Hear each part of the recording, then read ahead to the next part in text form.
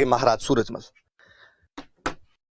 जो बदन सिंह थे, बदन सिंह कई साल तक शासन किया था। बाद में शासनकाल के अंतिम दिनों में आंखों की ज्योति थोड़ी कमजोर पड़ने लग गई थी, तो अपने बेटे को शासन सौंप दिया था। तो बदन सिंह के शासनकाल के अंदर ही सूरजमल जी राज करने लग जाते हैं। पर पिता की डेथ तो 1756 में जाके, तो वो वाकई जो शासनकाल है वो 1756 से शुरू होता है, 1756 से लेकर 1763 तक। सबसे इंटेलिजेंट आदमी उस समय के, शिक्षा के प्रति, साहित्य के प्रति भी बहुत अनुराग रखने वाले व्यक्ति, तो कहा गया कि जाटों का प्लेटो है। तो याद रखे कि किस भरतपुर के राजा को जाटों का प्लेटो कहा जाता है, तो महाराज सूरजमल जो थे उनको जाटों के प्लेटो के नाम से जाना जाता है। अपने इंडिया वालों ने एक बड़े जोरदार काम किया कि लोगों के नाम चेंज करने में अपने को बड़ा मजा आया कि यूनान वास्तव में उस देश का नाम है ग्रीस, पर हमने उसका नाम भी यूनान कर लिया। और उस ग्रीस में 3 बड़े विद्वान हुए, सोक्रेटिस, प्लेटो, एरिस्टोटल। हमने उस सोक्रेटिस का नाम बदलकर कर दिया सुकरात, प्लेटो का नाम बदलकर कर दिया अफलातून, एरिस्टोटल का नाम बदलकर कर दिया अरस्तु। इवन एरिस्टोटल का चेला बाद में हुआ था अलेक्जेंडर, और अलेक्जेंडर का नाम बदलकर हमने कर दिया सिकंदर। मतलब अलेक्जेंडर को खुद को भी नहीं पता बेचारे को कि उसका नाम सिकंदर है, पर हम कहते हैं सिकंदर ने आक्रमण किया था। कौन सिकंदर? सिकंदर नाम का कोई आदमी नहीं था, उस बंदे का नाम अलेक्जेंडर था। पर अपने ऐसे बोलने में यूं मजे आते हैं। ईरान के एक राजा था डेरियस, डेरियस ने हम पर आक्रमण किया। डेरियस का नाम तो बड़ा जोरदार निकाला हमने, दारा सिंह, दारा सिंह नाम निकाल दिया हमने। तो वो क्वीन मूवी देखना, कंगना रनावत की एक मूवी है क्वीन। कंगना रनावत अकेली हनीमून मनाने चली जाती है पेरिस, तो वहां पर उसको एक रशियन उसका दोस्त बनता है। तो उस रशियन से पूछती है कि तुम्हारा नाम क्या है? वो कहता है अलेक्जेंडर। रशियन और बेचारी ये डे बोले नहीं जाता, अपने बोलते अलेक्जेंडर, तो वो डे उनसे बोला नहीं जाता, द्रे द्रे बोलते हैं उसको, अलेक्जेंडर। तो वो कंगना वापस करती है सिकंदर, वो कहता नो नो अलेक्जेंडर। वो कहते हैं हाँ हाँ तुझे नहीं पता, तेरे को हम सिकंदर ही कहते हैं। तो वो बात है जी। तो अपने वाला नाम बिगाड़ने में थे। तो वैसे तो जाटों का प्लेटो है, पर प्लेटो को अपने अफलातून बोल देते हैं, तो जाटों का प्लेटो कहिए या जाटों का अफलातून। वाकई बहादुर आदमी थे उस समय के। केवल बहादुर ही नहीं थे, बल्कि उतने ही बड़े शिक्षा के प्रति, साहित्य के प्रति अनुराग रखने वाले थे, विद्वान व्यक्ति थे। इसलिए जाटों का प्लेटो कहिए, जाटों का अफलातून कहिए।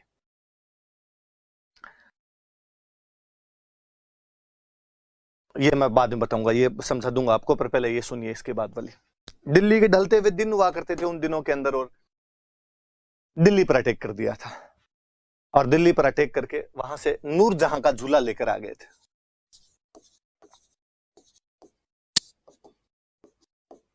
झूला समझते हो? हिंडो, हिंडो। किसी टाइम में नूरजहां वहां बैठ के उस पर झूला करती थी, सूरजमल जिनका उतारो इसको, इस पे भाई साहब अपने झूलेंगे। और डीग में इन्होंने जल महल बनवा रखे थे, तो उन डीग वाले जल महलों के अंदर ये नूरजहां का झूला लगवाया था। ये डीग वाले जल महल है। डीग को अपने जल महलों की नगरी कहा जाता है, सिटी ऑफ ब्लैक पैलेसेस। और इन डीग के जल महलों में सूरजमल जी ने नूरजहां का झूला लगवाया था, जिसके लिए कहा जाता है कि वो जो झूला है वो दिल्ली से उतार कर लाया गया था। तो याद रखना भाई कि दिल्ली पर अटैक किया था, वहां से नूरजहां का झूला उतार कर ले आए थे। 1761 में मराठों के और अहमद शाह अब्दाली के बीच में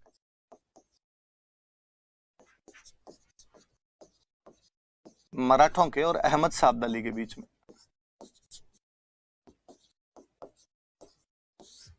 पानीपत का तीसरा युद्ध हुआ, third battle of Panipat. Surajmal ji को जब पता चला कि मराठों के और अहमद शाह अब्दाली के बीच में युद्ध हो रहा है, तो सूरजमल जी गए मराठों के पास। जाते टाइम जब वो यहां से गुजर रहे थे, तो उनको कहा कि यार मैं भी आपकी सहायता कर सकता हूं। पर मराठों के क्या है कि मराठे मुगलों के ढलते हुए दिनों में इतने ज्यादा पावरफुल हो गए थे कि जहां मर्जी आती वहां लूटपाट कर लिया करते थे। इवन दिल्ली को तो मराठे कुछ समझते ही नहीं थे।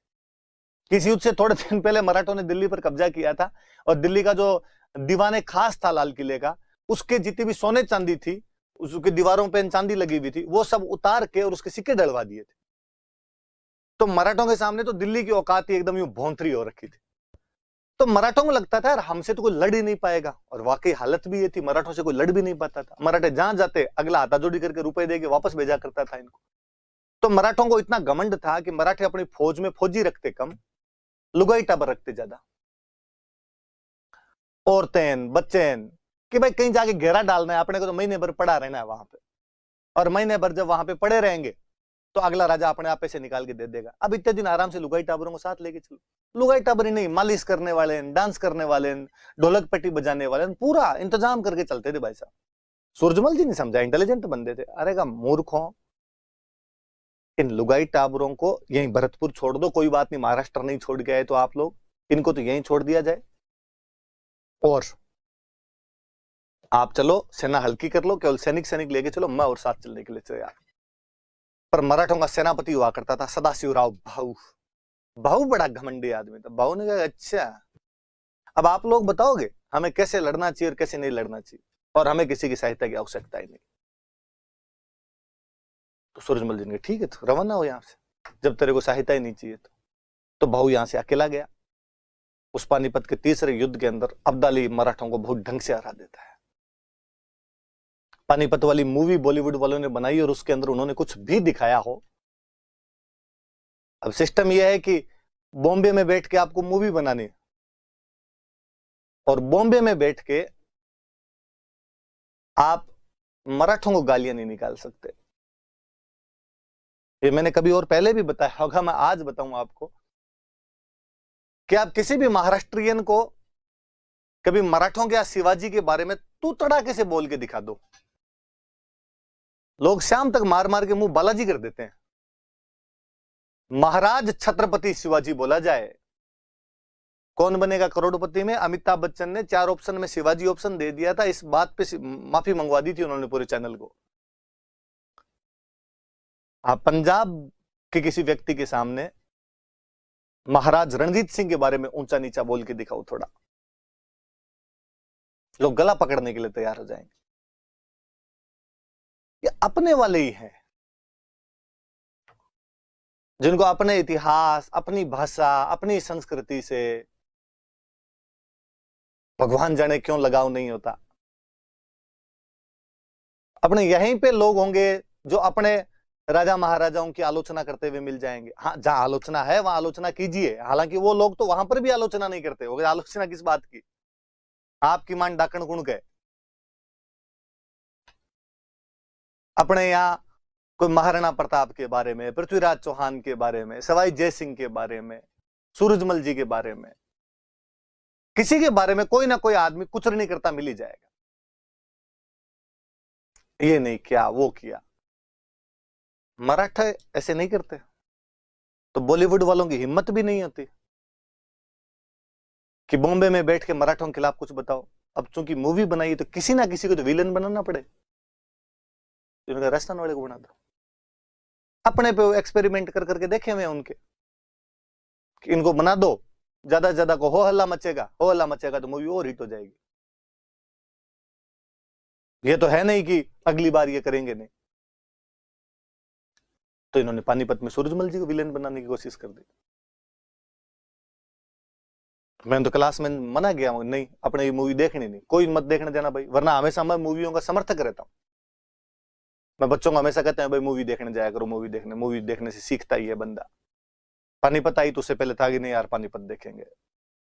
मराठे जो कुछ हो, भले ही अपने साथ लूटमार की हो, राजस्थान के साथ लूटमार की हो, पर उस समय एक विदेशी आक्रांता से लड़ने के लिए गए थे, तो मराठों की बहादुरी देखेंगे अपने। पर बाद में पहले दूसरे दिन रिव्यू पता चला और उन्होंने कहा अच्छा राजस्थान के बारे में उल्टा सीधा दिखाऊंगा। अच्छा तुम बड़े सियाने हो इस मामले के अंदर कि बॉम्बे में बैठ के मराठों के खिलाफ तो कुछ बोल नहीं सकते, तो हमें मिले, हमारे वाला नाथी का बाड़ा है कि तुम सूरजमल जी के बारे में कुछ भी कर दोगे और लोग यहां पर बोलेंगे नहीं। विरोध भी किया लोगों ने, और सही लगा कि यार विरोध किया जाना चाहिए। राजस्थान के तमाम क्षेत्रों से आवाजें आई, केवल भरतपुर नहीं बाकी लोग भी बोले कि नहीं साहब गलत है, आप हमारे राजा के बारे में, और जो फैक्ट है ही नहीं, फैक्ट हो तो वहां पर आदमी फिर भी सोचेगा यार ऐसी कोई बात रही होगी, तो झूठा ही कि आगरा का किला मांग लिया था। अखबार विवाद आया तो अखबार के अंदर आया कि उन्होंने कुछ ऐसा ऐसा बताया था। तो मत देखा कीजिए, अपने जब इन फिल्मों का बॉयकॉट करना शुरू करेंगे तब इनकी बुद्धि आएगी, और वास्तव में तब ये थोड़ा ढंग से दिखाना शुरू करेंगे। और वैसे मैं हमेशा कहता हूं कि बॉलीवुड वाले हिस्ट्री पर फिल्म बनाना जानते नहीं, कचरा करना होता है इनको हिस्ट्री का। इनको केवल नाच गाने दिखाने आते हैं, जो हिस्ट्री की मूवी में भी नाच गाने दिखा देते हैं। बाजीराव जैसे योद्धा से इन्होंने ढोल पिटवा लिए, तो बाकी लोगों का तो किया ही क्या जा सकता है। बाजीराव यार क्या राजा रहा था। उस मूवी में बापड़े को, बाजीराव को यूं दिखाया खिलौने जैसा कोई। मुझे लगता है मेरे पास जब खूब सारे पैसे आ जाएंगे तो मैं बाजीराव की बहुत अच्छी मूवी बनाऊंगा, जिसमें बाजीराव के बारे में बताया जाए कि बाजीराव क्या चीज था। मैं इतिहास का विद्यार्थी और बाजीराव को देख देख के रोमांचित होते हैं। मुझे वीरमदेव फिरोजा पर मूवी बनानी है यार। उसमें एक्शन, रोमांस, कॉमेडी, ट्रेजेडी सब कुछ है। आप में से यदि किसी का मन हो कि मूवी में काम करना है तो फोन करके लिखवा देना, नाम लिखवा देना कि कौन सा रोल करना पसंद करोगे। अपने सब पे, महाराज सूरजमल पे, जो जो अपने राजस्थान के बहादुर योद्धा हुए हैं, प्रताप, चंद्रसेन, दुर्गादास राठौड़, भगवान कभी ना कभी अपने को पैसे देगा, खूब सारे, इतने सारे पैसे कि इन सब पर मूवियां बनाई जा सके, पूरे देश को बताया जा सके कि मंगतों बहादुरी कूट कूट के भरी हुई थी। बात आगे की सुनिए आप। मराठे हार गए, भागे वहां से मराठे। लुगाई टाबरों को साथ में लिए हुए, सैनिक तो थे नहीं बेचारे, सैनिक तो लड़ लिए, बाकी तो भागेंगे वहां से और क्या करें। सैनिक भी घायल हो गए, वो भागेगा क्या करेंगे। वापस बीच में से भरतपुर आया। उस बंदे की न केवल बहादुरी बल्कि शरणागत वत्सलता की दाद दीजिए आप, कि जिस महाराज सूरजमल को मराठे अपने साथ नहीं लेकर गए थे या उसकी सलाह नहीं मानी थी, उस व्यक्ति ने भागते हुए मराठों को न केवल भरतपुर में शरण दी थी बल्कि खूब दिनों तक उनको यहां पर रखा था, उनके खर्चे के लिए रुपए तक दिए थे। महारानी किशोरी देवी स्वयं मराठों से जाकर मिलती थी, उनके बच्चों का, महिलाओं का, सबका विशेष स्नेह से ध्यान रखा गया।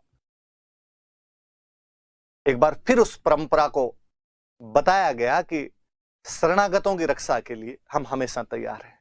और आप सोचिए, शरणागत भी कौन?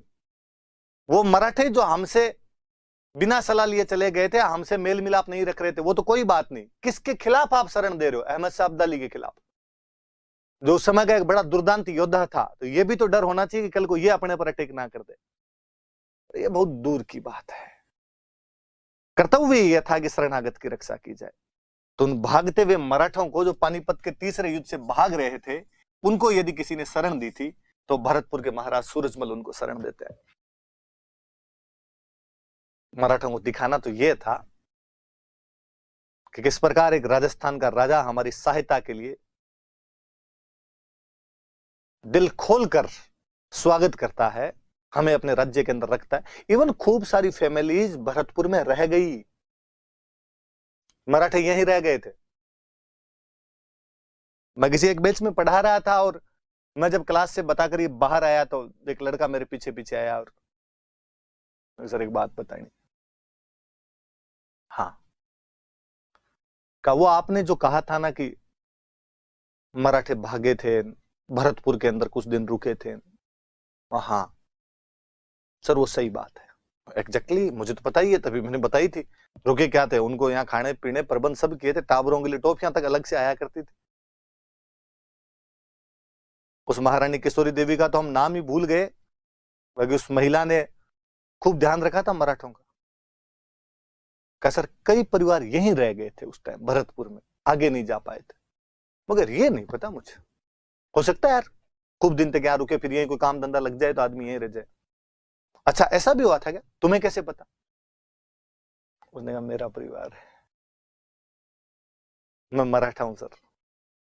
कभी मेरे फोर फादर ने उस पानीपत के तीसरे युद्ध में भाग लिया था, रास्ते में जब यहाँ रुके थे तो उसके बाद आगे नहीं गए थे। गुड, शाबाश। उसने कहा सर हम ब्राह्मण है। एग्जैक्टली, पेशवाओं की सेना थी, पेशवा खुद ब्राह्मण थे। का फिर लोग पूछने लगे कौन से ब्राह्मण, कौन से ब्राह्मण।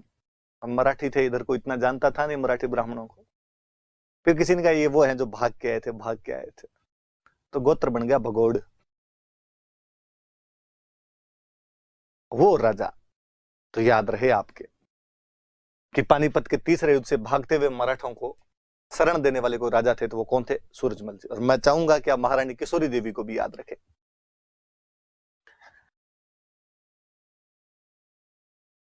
और थोड़ी सी और बातें बताता हूं मैं। भरतपुर का किला इन्हीं के टाइम में बनवाया गया था।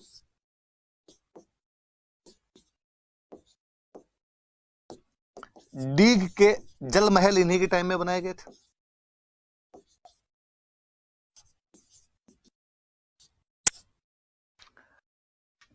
इंटेलिजेंट बंदे थे, एग्रीकल्चर में खूब सारे सुधार करवाए थे। भरतपुर जैसी छोटी सी रियासत जिसका जन्म ही ठीक उस राजा के पिता के समय हुआ था, पदन सिंह के समय हुआ था। कहते हैं कि उसकी इनकम 1,75,00,000 रुपए थी। याद रखना भाई, एक बार ये क्वेश्चन पूछा हुआ कि एनसीईआरटी की बुक के अंदर लिखा हुआ ऐसा कि सूरजमल के समय भरतपुर की इनकम बढ़कर कितनी हो गई थी, तो 1,75,00,000 रुपए इनकम हो गई थी। याद रखना इस बात को आप थोड़ा सा। प्रशासनिक सुधार करवाए, अरे ये बात तो मुझे और बड़ी जोरदार लगती है, एडमिनिस्ट्रेटिव रिफॉर्म्स करवाए, प्रशासनिक सुधार करवाए, एडमिनिस्ट्रेटिव रिफॉर्म्स। पहले क्या होता था कि अक्सर एक ये भी हुआ करता था कि जिस वंश का राज्य है उसी वंश के लोग ज्यादातर नौकरियों के अंदर हुआ करते थे। राजा अपने भाई भतीजों को नौकरियों में रखता था। महाराज सूरजमल ने इस भेदभाव को भी समाप्त किया। उन्होंने प्रत्येक जाति धर्म के लोगों को अपने प्रशासन में शामिल किया था। या मैं एग्जैक्टली इसको और बोलूं तो योग्यता के आधार पर लोगों को प्रशासन में शामिल किया, या मैं इसको इंग्लिश में बोलूं तो मेरिट बेस्ड ब्यूरोक्रेसी बनाई थी। मेरी ब्यूरोक्रेसी में वो लोग आएंगे जो मेरिटोरियस है। इसमें जाति धर्म लिंग के आधार पर किसी भी प्रकार का भेदभाव नहीं किया जा सकता है। तो याद रखना सारी बातें। कृषि में सुधार किया, भरतपुर की इनकम 1,75,00,000 तक हो गई थी। प्रशासनिक सुधार किए, योग्यता के आधार पर लोगों को लेना शुरू किया था, मेरिट बेस्ड ब्यूरोक्रेसी बनाई थी। भरतपुर में किला बनवाया था, डीग के जल महल बनवाए थे। इंटेलिजेंट होने की वजह से उनको जाटों का प्लेटो या जाटों का अफलातून कहा जाता है। ये डीग के जल महल। दिल्ली पर आक्रमण किया, वहां से नूरजहां का झूला लेकर आए थे। भागते हुए मराठों को तीसरे पानीपत युद्ध के बाद 1761 के अंदर भरतपुर में शरण दी थी। उनके एक दरबारी विद्वान थे मंगल सिंह पुरोहित, जिन्होंने एक बुक लिखी है सुजान सम्मत विलास। सूरजमल जी को सुजान कह दिया तो बुक का नाम है सुजान सम्मत विलास।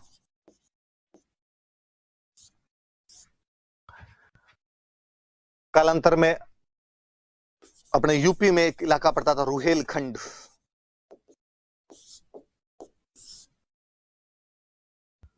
रुहेले अफगानों का राज्य था, इसलिए रुहेलखंड कहलाता है। यहां का एक अफगान नेता था नजीब खान। उस नजीब खान के साथ युद्ध में लड़ते हुए वीरगति को प्राप्त हुए थे। वो भी कहते हैं कि युद्ध से वापस लौट रहे थे, हिंडन नदी पड़ती है वहां पर, तो हिंडन नदी के पास में मराठे कहीं सॉरी वो अफगान कहीं घात लगा के बैठे हुए थे। अचानक अंधेरे के अंदर उन लोगों ने अटैक कर दिया था, उसके अंदर वो मार देते। कहते हैं जब नजीब खान के पास समाचार पहुंचाया गया कि सूरजमल को मार दिया गया है, नजीब खान को विश्वास नहीं। उसने कहा ना ना ऐसा नहीं कर सकते तुम, वो रांगड़ तुमसे आज मरे न कल मरे। जब लाश लेके गए थे तब उसको विश्वास हुआ अपनी आंखों पे कि हाँ वाकई सूरजमल युद्ध के अंदर वीरगति को प्राप्त हो चुका है। लंबा चौड़ा डील डोल डाकी टाइप का आदमी था एकदम। तो ये महाराज सूरजमल के बारे में हमने पढ़ा।